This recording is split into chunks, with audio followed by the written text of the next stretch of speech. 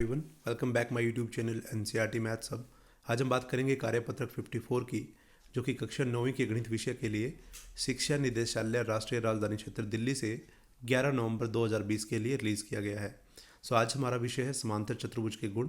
हम पहले ही समांतर चतुर्भुज के बारे में पढ़ चुके हैं कि एक चतुर्भुज जिसमें सम्मुख भुजाओं का एक युग्म बराबर और समांतर होता है। जैसा कि आप देख सकते हैं, अगर हम एक चतुर्भुज ए बी सी डी लें तो जिसमें ए बी और सी डी भुजा का जो युग्म है वो क्या होगा, समांतर होगा और बराबर होगा। उसी प्रकार से भुजा बी सी और ए डी का युग्म जो है वो क्या होगा, बराबर और समांतर होगा।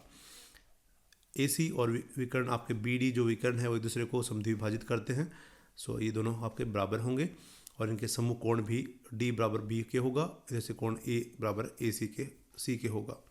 ये कुछ प्रॉपर्टीज़ हैं, ये कुछ गुण हैं समांतर चतुर्भुज के, जिनकी समझ आपको होनी चाहिए। बच्चों, आप समांतर चतुर्भुज के अनेक गुणों का अध्ययन किया और यह भी जाना कि यदि एक चतुर्भुज इनमें से किसी भी एक गुण को संतुष्ट करे तो वह क्या होता है, समांतर चतुर्भुज होता है। तो आइए समांतर चतुर्भुज के कुछ और गुणों के बारे में जानते हैं। प्रमेय 1 में कोई चतुर्भुज एक समांतर चतुर्भुज होता है यदि उसकी सम्मुख भुजाओं का एक युग्म बराबर और समांतर हो। दी गई आकृति में देखिए, यहाँ ए बी बराबर है सी डी के, ए बी बराबर है सी डी के और ए बी समांतर भी है सी डी के।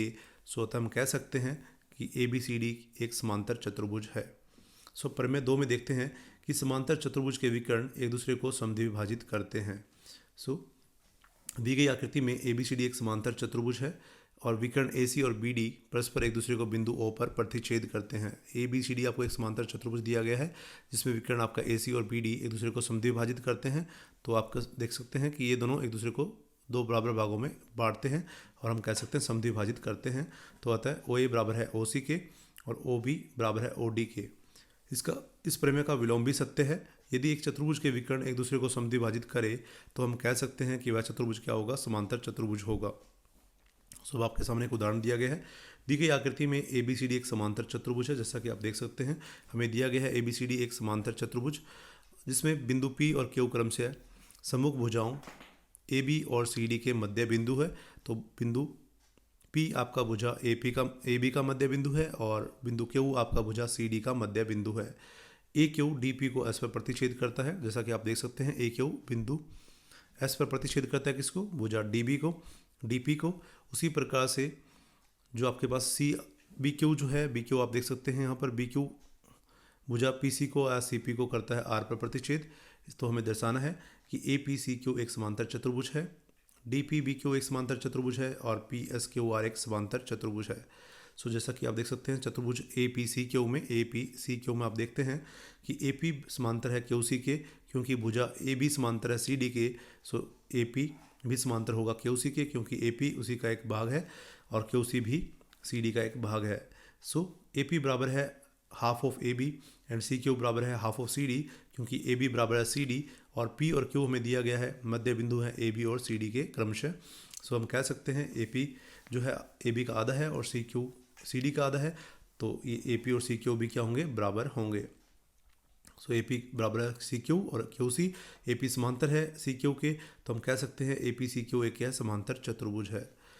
इसी प्रकार से डी पी बी क्यू में भी आप देख सकते हैं, क्योंकि जो डी क्यू और पी बी समांतर हैं और डी क्यू बराबर है पी बी के, तो हम कह सकते हैं डी पी बी क्यू एक समांतर चतुर्भुज है।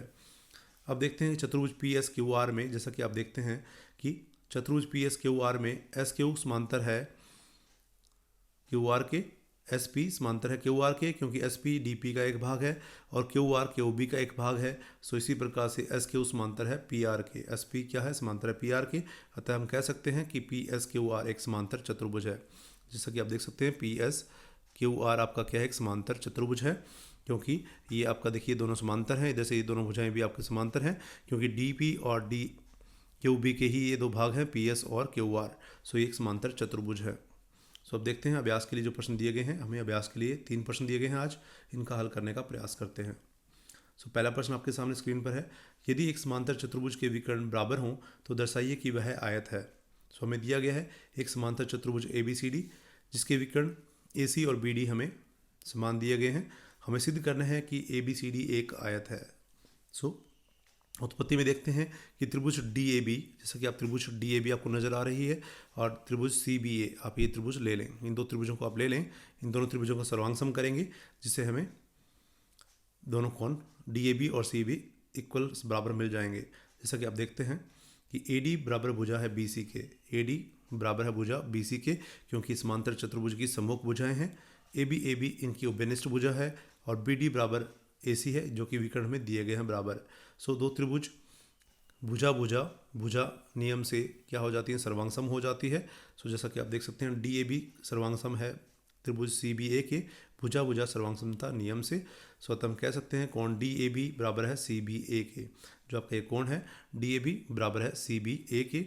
परंतु ये दोनों ही कोण क्या है, एक तिर्यक रेखा के एक और बने हैं और दो समांतर रेखाओं के बीच में बने हैं, क्योंकि ए बी सी डी एक समांतर चतुर्भुज है, इसलिए ए डी समांतर है बी सी के और ए बी एक तिर्यक रेखा है।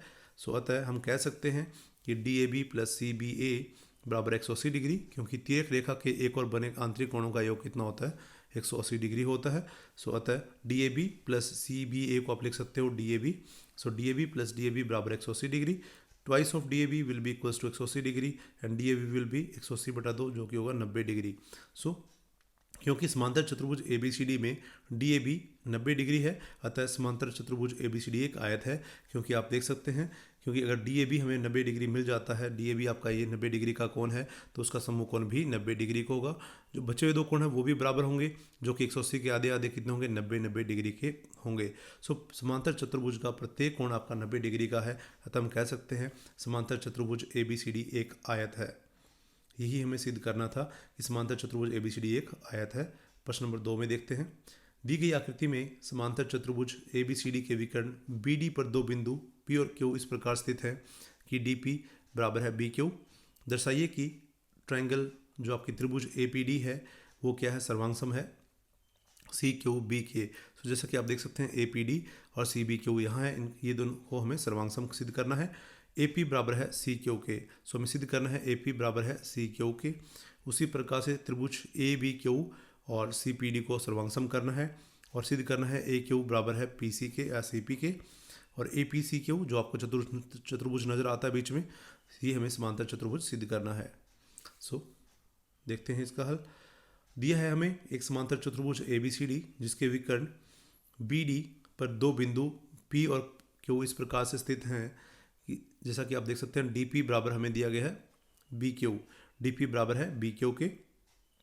सो सिद्ध करना है त्रिभुज ए पी डी सर्वांग सम है सी क्यू बी के, ए पी बराबर है सी क्यू के, त्रिभुज ए क्यू बी सर्वांग सम है त्रिभुज सी पी डी के, और ए क्यू बराबर है सी पी के, और ए पी सी क्यू एक समांतर चतुर्भुज है। सो पहला पार्ट आप देखते हैं कि पहले पार्ट में आप क्या देखते हैं कि त्रिभुज ए पी डी और सी क्यू बी हम लेते हैं, जैसा कि आप स्क्रीन पर देख पा रहे हैं ए पी डी और दिस त्रिभुज दिस ट्रायंगल जो आपको नजर आ रही है, और त्रिभुज C Q B this triangle. सो त्रिभुज ए पी डी और सी क्यू बी में आप क्या देखते हैं कि भुजा जो आपकी ए डी और सी बी है ये समांतर है, और बी डी आपकी एक तिर्यक है, तो हमारे पास कोण एक बराबर कोण दो हो जाता है क्योंकि आंतरिक एकांतर कोण है। सो कोण दो बराबर कोण एक है क्योंकि आंतरिक एकांतर कोण है, क्योंकि ए डी और बी सी समांतर है तथा बी डी एक तिर्यक रेखा है। सो ए डी बराबर है बी सी क्योंकि ये समांतर चतुर्भुज की सम्मुख भुजाएं हैं, और हमारे पास डी पी बराबर बी क्यू दिया है। सो अतः दो त्रिभुजें ये ए पी डी और सी क्यू बी क्या है, ये भुजा कोण भुजा नियम के द्वारा सर्वांग सम हो जाती है। सो पहले पार्ट में हमें यही सिद्ध करना था। अब पार्ट नंबर 2 देखते हैं जिसमें हमें सिद्ध करना था ए पी बराबर C Q.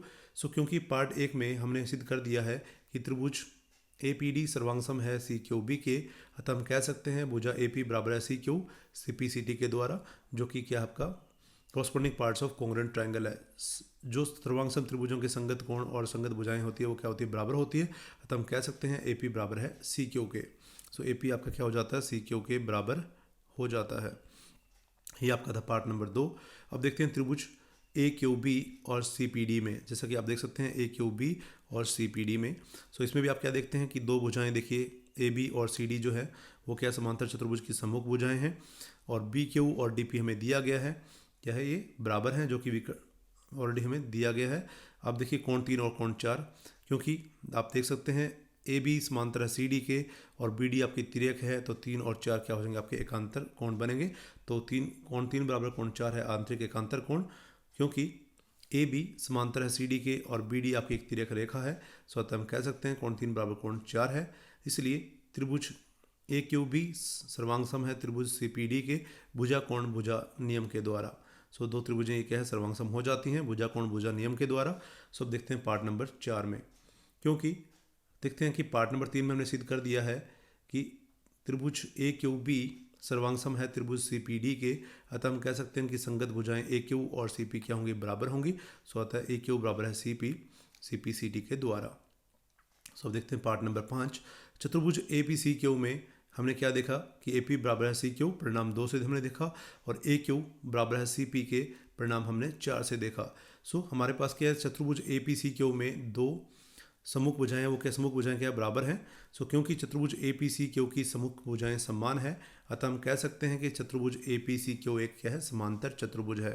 A P C Q क्या हमारा समांतर चतुर्भुज है, यही हमें सिद्ध करना था प्रश्न नंबर 2 में।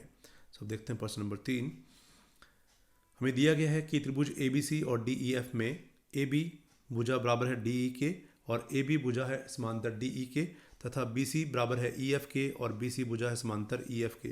तो शीर्षों ए बी और सी को शीर्षों डी ई और एफ से जोड़ा जाता है। सो दी गई आकृति में आप देख सकते हैं। तो दर्शाना है हमें कि चतुर्भुज ए बी ई डी समांतर चतुर्भुज है, चतुर्भुज बी ई एफ सी एक समांतर चतुर्भुज है, ए डी समांतर है भुजा सी एफ के और ए डी बराबर है सी एफ के। चतुर्भुज ए सी एफ डी एक समांतर चतुर्भुज है, ए सी बराबर डी एफ है, और त्रिभुज जैसा कि आप देख सकते हैं ए बी सी और डी ई एफ क्या है ये सर्वांग सम है, ये हमें सिद्ध करना है। सो देखते हैं पहला भाग, जैसा कि आप देख सकते हैं स्क्रीन पर, चतुर्भुज ए बी ई डी में, चतुर्भुज ए बी ई डी में आप जैसा कि देख पा रहे हैं इस चतुर्भुज में लेना है। सो चतुर्भुज ए बी ई डी में हमें दिया गया है ए बी बराबर है डी ई तथा ए बी समांतर है डी, ये हमें पहले से दिया गया है। सो देखिए एक चतुर्भुज में जब सम्मुख भुजाओं का एक युग्म बराबर और समांतर होता है तो हम कह सकते हैं कि वो चतुर्भुज क्या समांतर चतुर्भुज है, क्योंकि यदि एक चतुर्भुज में उसकी सम्मुख भुजाओं का एक युग्म बराबर और समांतर हो तो वह समांतर चतुर्भुज होता है। सो अतः ए बी ई डी एक क्या है समांतर चतुर्भुज है। सो ए बी ई डी अब आपके पास क्या है एक समांतर चतुर्भुज है, ए बी ई डी आपका एक समांतर चतुर्भुज है, तो इसकी सम्मुख भुजाएं क्या होंगी बराबर होंगी और समांतर होंगी। सो अब देखते हैं पार्ट नंबर 2, चतुर्भुज बी ई एफ सी में, बी ई एफ सी में आप देखते हैं। सो आप क्या देखते हैं देखिए जरा, जो हमें ऑलरेडी दे रखा है, हमें दिया गया है कि बी सी बराबर है ई एफ के, जो हमें दिया गया है क्या है बी सी बराबर है ई एफ के, जैसा कि आप देख पा रहे हैं स्क्रीन पर। सो हमें बी सी बराबर है ई एफ के दिया गया है और बी सी समांतर है ई एफ के। सो बी ई एफ सी एक समांतर चतुर्भुज होगा, कारण यही आपको राइट करना है जो हमने ऊपर राइट किया है। सो सेम रीजन आपको दिया है, कारण जो ऊपर दिया गया है वही आपको राइट करना होगा। सो अब देखते हैं पार्ट नंबर 3 में, क्योंकि ए बी ई डी एक समांतर चतुर्भुज है इसलिए परिणाम 1 से हम देखते हैं। सो हमें मिल जाता है रिजल्ट ए डी समांतर है बी ई के, हम रिजल्ट एक को यूज़ कर सकते हैं क्योंकि ए बी डी एक समांतर चतुर्भुज आपने सिद्ध कर दिया है परिणाम 1 में। सो ए डी समांतर है बी ई के और ए डी बराबर होगा बी ई के। उसी प्रकार से बी ई एफ सी एक समांतर चतुर्भुज है, परिणाम 2 में हमने सिद्ध किया। सो बी ई बराबर हो समांतर होगा सी एफ के और बी ई बराबर है सी एफ के। अब देखिए ए बी जो ए डी है समांतर है बी ई के और बी ई समांतर है सी एफ के, तो हम कह सकते हैं जो ए डी होगा समांतर होगा सी एफ के। उसी प्रकार से ए डी बराबर होगा सी एफ के। सो ए डी समांतर है सी एफ के और ए डी बराबर है सी एफ के, परिणाम 1 व 2 को मिलाकर। सो परिणाम 1 व 2 से हम कह सकते हैं कि ए डी समांतर है सी एफ के और ए डी बराबर है सी एफ के, यही हमें सिद्ध करना था पार्ट नंबर 3 में। अब पार्ट नंबर 4 में देखते हैं, क्योंकि ए डी समांतर है सी एफ के और ए डी बराबर है सी एफ के, परिणाम 3 से। सो चतुर्भुज ए सी एफ डी क्या होगा एक समांतर चतुर्भुज होगा, क्योंकि जब भी एक चतुर्भुज में सम्मुख भुजाओं का एक युग्म समांतर और बराबर हो तो हम कह सकते हैं कि चतुर्भुज क्या होगा समांतर चतुर्भुज होगा। अब देखते हैं part number 5। So part number 5 में हम क्या देखते हैं, क्योंकि ए सी एफ डी एक समांतर चतुर्भुज है, परिणाम 4 में हमने देखा। सो समांतर चतुर्भुज का सम्मुख भुजाओं का युग्म क्या होता है बराबर और समांतर होता है, बराबर और समांतर होगा तो हम कह सकते हैं कि ए सी बराबर डी एफ होगा, यही हमें चाहिए था पार्ट नंबर 5 में। सो तब हम कह सकते हैं ए सी बराबर डी एफ है। सो त्रिभुज अब देखते हैं पार्ट नंबर 6, त्रिभुज ए बी सी और डी ई एफ में हम देखते हैं कि हमें दिया गया है ए बी बराबर डी ई जो कि पहले से दिया गया है, बी सी बराबर ई एफ हमें दिया गया है और ए सी बराबर डी एफ अभी भी आपने सिद्ध किया पार्ट नंबर 5 में। सो परिणाम 5 से हम कह सकते हैं। सो दोनों त्रिभुजें क्या है, त्रिभुज ABC और त्रिभुज TEF क्या है, भुजा भुजा भुजा सर्वांग समता नियम से क्या हो जाएंगी, सर्वांग सम हो जाती है। और यही हमें सिद्ध करना था पार्ट नंबर 6 में। This is all about worksheet number 54। So if you learn from this video then please do subscribe my channel and share this video as much as you can. Thanks for watching.